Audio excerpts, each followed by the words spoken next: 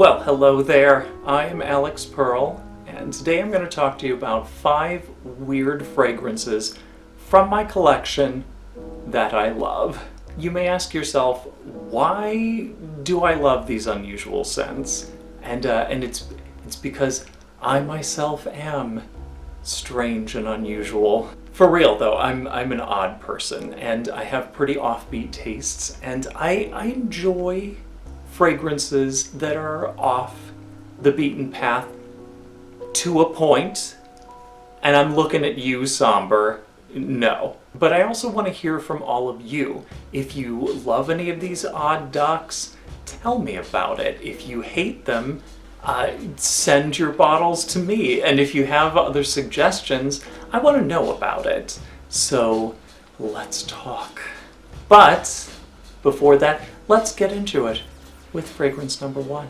And that would be Parfum de Peau by Claude Montana. This fragrance is so unconventional, it like almost defies explanation. Yeah, Parfum de Peau is so confrontationally bizarre. You've got this like batshit crazy explosion of like, I get like marigold, like syrupy sweet marigold, and then this like explosion of aldehydes and smoke and leather, and it's going a lot of different directions all at once.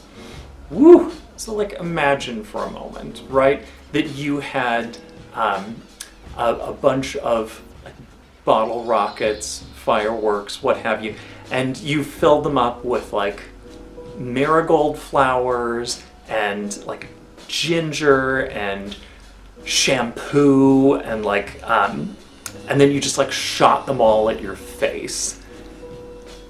That is kind of the experience of Parfum de Peau. You've got this like bright shock of ginger and spices, and then the sweetness and the smokiness, and it's all just like bam, just going off in your face. There's nothing subtle here, and it's all of these things at once, and weirdly enough, I love it. I live for this shit.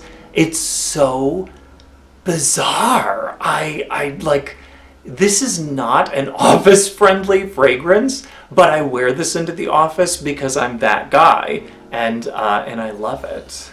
I don't know, I find it equally puzzling and compelling, and I appreciate it. Number 2, Nanban, or Nanban, if you want to be incredibly French about it, from the house of Arquiste. Do you like your fragrances light and crisp, airy and breezy? You better avoid the shit out of Nanban. Nanban is easily one of the like darkest, heaviest fragrances in my collection. It is like unrelentingly dark and heavy. It is deep, it is dark, it is thick, and this is like, Nanban is more dense than Homestuck fandom, and if you don't know what I'm talking about, then like don't even look. I get like dark roasted coffee beans, I get brown leather, I get black tea, I get dark woods, I get tobacco.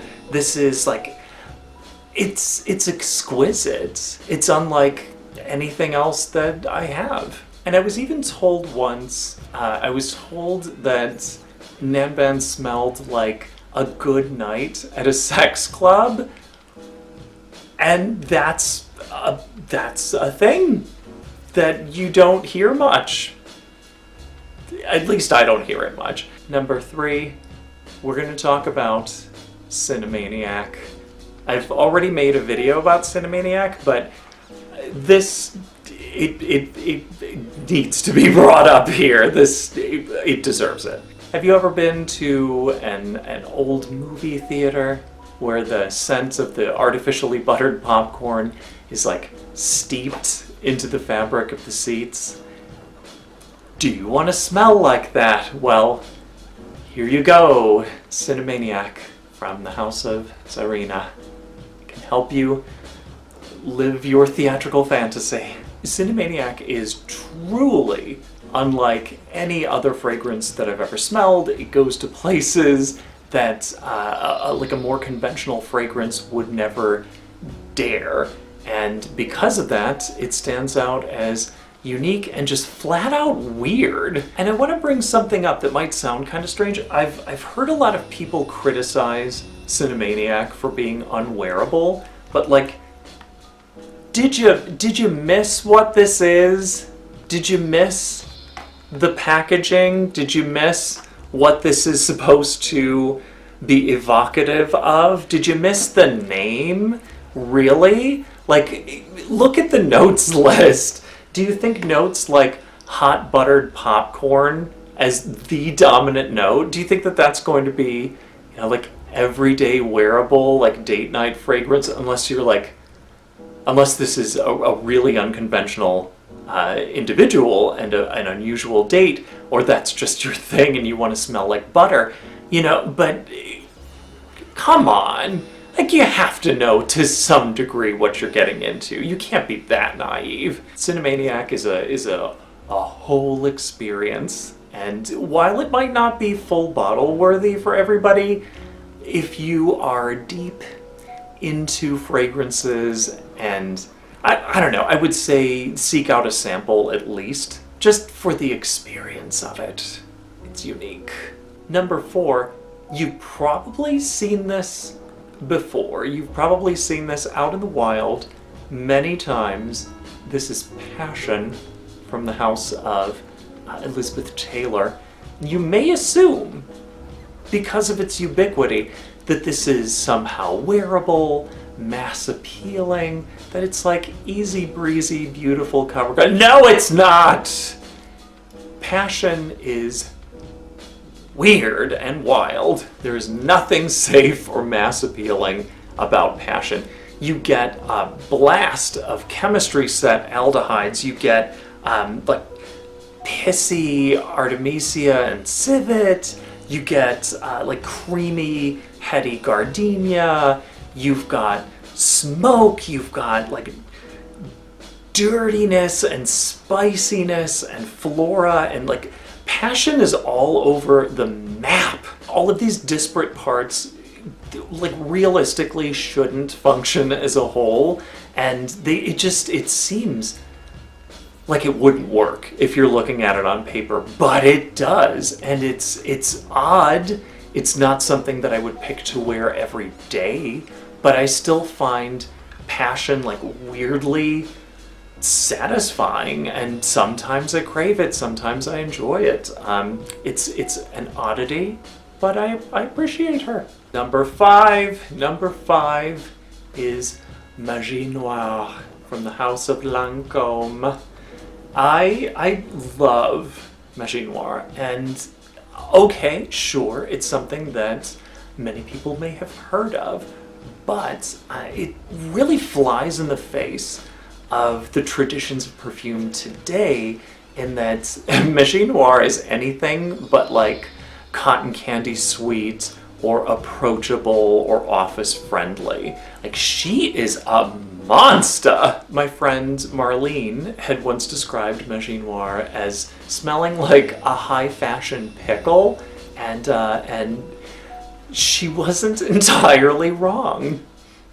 She is uncompromisingly bitter and green, and I don't view that as something bad. I think that it's fabulous, and there is like honeyed sweetness. There is civet. There is smoke, and to give it depth. Like, it's not purely green edge here, but it is. It is sharp, it is bitter, it is green, it is strong, and she is not to be f***ed with. Magie Noire isn't looking to be like anybody else, and she's not trendy, she's not, like with Passion, she's not, you know, easy breezy, but she's confidently who she is. This is, like, I have never once smelled anybody else wearing Magie Noire in the wild. It would be a thrill to. It is unconventional, it is weird, and I'm sure many younger people would view this as like unwearable, but I f***ing live! I love her! Like, she is an oddball, she is aggressive. So what if a lot of people don't like her? More for me. So what did you think? Do you own any of these? Have you smelled all of these? Do you own all of these, as I do? And what are your opinions? What do you think of them? Do you like them? Do you loathe them? Are you looking forward to trying one or more? And what would you recommend for the future? Something that isn't just flat out disgusting, because I'm disgusting enough. That about does it for today. So thank you for watching. Thank you for joining me. Have fun out there in your life, and don't be afraid to be a little bit unconventional, a little bit odd, a little weird, because that's where all the fun is. And I love you. I will see you later. Goodbye.